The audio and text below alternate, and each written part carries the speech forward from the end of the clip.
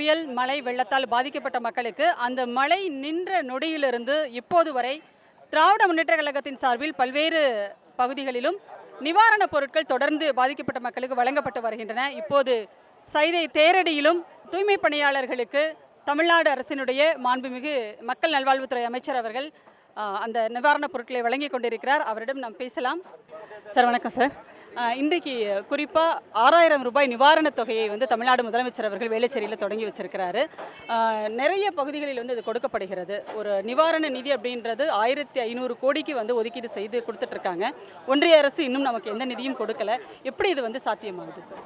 மாண்புமிகு தமிழ்நாட்டின் முதலமைச்சர் அவர்கள் சென்னையில் பெய்த இந்த அந்த மழை பாதிப்புகளுக்கு உடனடியாக நடவடிக்கை என்கின்ற வகையில் உடனடியாக அறிவித்தார்கள். அதாவது மீட்பு பணிகள் நடைபெற்று கொண்டிருந்த போதே நிவாரணப் பணிகளும் மேற்கொள்ள தொடங்கப்பட்டது. இது ஒரு மிகப்பெரிய அளவிலான ஒரு மாண்புமிகு தமிழ்நாட்டின் முதலமைச்சர்களுடைய துரித நடவடிக்கைகளுக்கான சான்று. பொதுவாகவே மீட்பு பணிகள் முழுமையாக நிறைவுற்றதற்கு பிறகுதான் நிவாரணப் பணிகளை மேற்கொள்வார்கள். ஆனால் மீட்பு பணிகள் நடைபெற்று கொண்டிருந்த போதே நிவாரணப் பணிகளை மேற்கொள்வதற்கு எல்லா அமைச்சர்களையும் ஒவ்வொரு பகுதிக்கு என்று நிர்ணயம் செய்து அவர்களை எல்லாம் அந்தந்த பகுதிக்கு அனுப்பி நிவாரணப் பணிகளை மேற்கொள்ள சொன்னார்கள். அது நடைபெற்று கொண்டிருந்த போதே தலைமைச் செயலகத்தில் ஒரு கூட்டத்தை நடத்தி யார் யாருக்கு இந்த பாதிப்புக்குள்ளானவர்களுக்கு உடனடியாக இந்த நிவாரணம் வழங்குவதற்கு என்று உத்தரவிட்டார்கள். அந்த வகையில் சென்னை, செங்கல்பட்டு, காஞ்சிபுரம், திருவள்ளூர் ஆகிய 4 மாவட்டங்களில் 2850 கடைகளின் மூலம் இது வழங்குவது என்று முடிவெடுக்கப்பட்டது. சென்னையை பொறுத்தவரை 1785 கடைகளிலும், திருவள்ளூரில் 850 கடைகளிலும், செங்கல்பட்டில் 80 கடைகளிலும், காஞ்சிபுரத்தில் 135 கடைகளிலுமாக 2850 கடைகளில் இப்பொழுது இது வழங்கப்பட்டு கொண்டிருக்கிறது. இந்த காலை மாண்புமிகு தமிழ்நாட்டின் முதலமைச்சர் அவர்கள் வேளச்சேரியில் அதை தொடங்கி வைத்தார்கள். நீங்கள் சொன்னதைப் போல 1486 கோடி ரூபாயை இதற்கென்று இந்த அரசு ஒதுக்கி இருக்கிறது.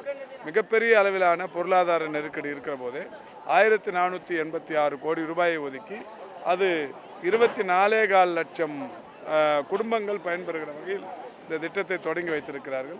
இது ஒரு மிகப்பெரிய அளவிலான சாதனை என்றே கூற வேண்டும்.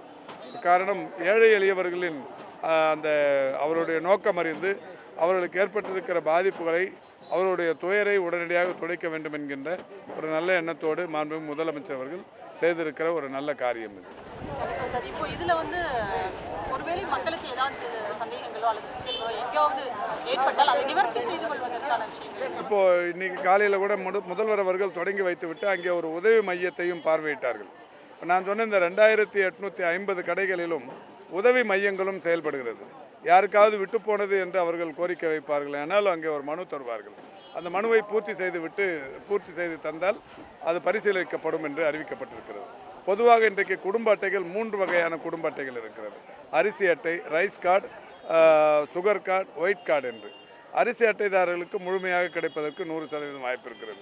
இந்த சர்க்கரை கார்டு உள்ளவர்களுக்கும் கூட, அதாவது பாதிப்பு இருக்குமானால் அவர்கள் விண்ணப்பித்தால் கொடுப்போம் என்று அரசு அறிவித்திருக்கிறது. யாருக்கெல்லாம் கிடைக்காது என்றால் அரசு ஊழியர்களில் குறிப்பாக IAS, IPS போன்ற கிளாஸ் 1 ஆஃபீஸர்ஸ், கிளாஸ் A என்று சொல்வார்கள், அந்த அவர்களுக்கும் DRO, RDO போன்ற கிளாஸ் 2 ஆஃபீஸர்ஸ் இவர்களுக்கு மட்டும்தான் கிடைக்காது. மற்றவர்கள் பாதிப்பு என்று தகுதி இருக்கிறவர்கள் விண்ணப்பித்தால் கிடைக்கும். அது மட்டுமல்ல, இப்போது நம்ம இன்னொரு கார்டு ஒயிட் கார்டுன்னு சொல்கிறது. அந்த கார்டு எதுக்குன்னா, அதாவது ரெசிடென்ஷியல் ப்ரூஃபுக்காக மட்டுமே வைத்து கொண்டிருக்கிற ரேஷன் அட்டைகள். அவர்களுக்கும் கூட யாராவது பாதிப்புக்குள்ளானவர்கள் என்று விண்ணப்பித்தால் கொடுப்போம் என்று அரசு அறிவித்திருக்கிறது. இதற்காக ஒரு உதவி மையங்களை ஒவ்வொரு கடை வாசலிலேயும் விண்ணப்பங்களோடு காத்திருக்கிறார்கள். அப்படி யாராவது பாதிக்கப்பட்டவர்கள் இருந்தால் அங்கே போய் விண்ணப்பங்களை வாங்கி பூர்த்தி செய்து தந்தால் பரிசீலனைக்கு அது எடுத்துக்கொள்ளப்படவிருக்கிறது. ரொம்ப சிறப்பான ஒரு ஏற்பாடாக இருக்குது. யாரும் விடுபட்டு போய்விடக்கூடாது அப்படிங்கிறதுல இந்த அரசு கவனமாக இருக்கிறத பார்க்க முடிகிறது.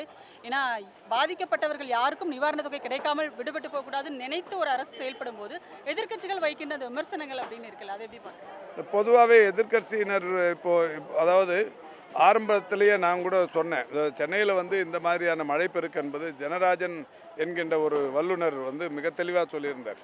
2015 பெய்த மழையின் அளவு 34 சென்டிமீட்டர். அதற்கு முன்னால் ஆண்டுகளில் வெள்ளப்பெருக்கு ஏற்பட்ட போதெல்லாம் வந்த மழையின் அளவு 24-27 சென்டிமீட்டர் தான்.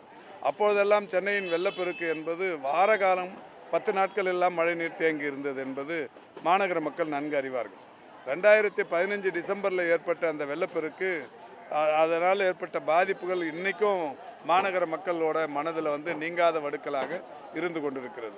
அது மாதிரி ஒரு மோசமான சூழ்நிலை இனிமேல் வரவே கூடாது என்று எல்லோருமே இருந்து கொண்டிருக்கிறார்கள். இந்த நிலையில்தான் 53 சென்டிமீட்டர் மழைங்கிறது சாதாரணமான விஷயம் இல்லை. ஆனால் பெய்த ஒரு 36 மணி நேரத்தில் இன்றைக்கு மிகப்பெரிய அளவில் தீர்வு காணப்பட்டிருக்கிறது. அந்த தீர்வு காணப்பட்டிருப்பது மட்டுமல்ல, வானிலை ஆராய்ச்சி துறையினரே கூட சொல்லுகிறார்கள், ஒவ்வொரு ஆண்டும் டிசம்பர் 1ஆம் தேதியிலிருந்து 5ஆம் தேதி வரை அந்த இயல்பான மழை அளவு என்பது வெறும் 5 சென்டிமீட்டர். ஆனால் இப்போ இந்த டிசம்பர் 1லிருந்து 5க்குள்ளே நுங்கம்பாக்கத்தில் 58%, மீனம்பாக்கத்தில் 50% பதிவாயிருக்கு. அப்படியான இயல்பான மழையை விட ஒரு 10-12 மடங்கு என்பது இப்போது கூடுதலாக மழை பொழுதிருக்கிறது.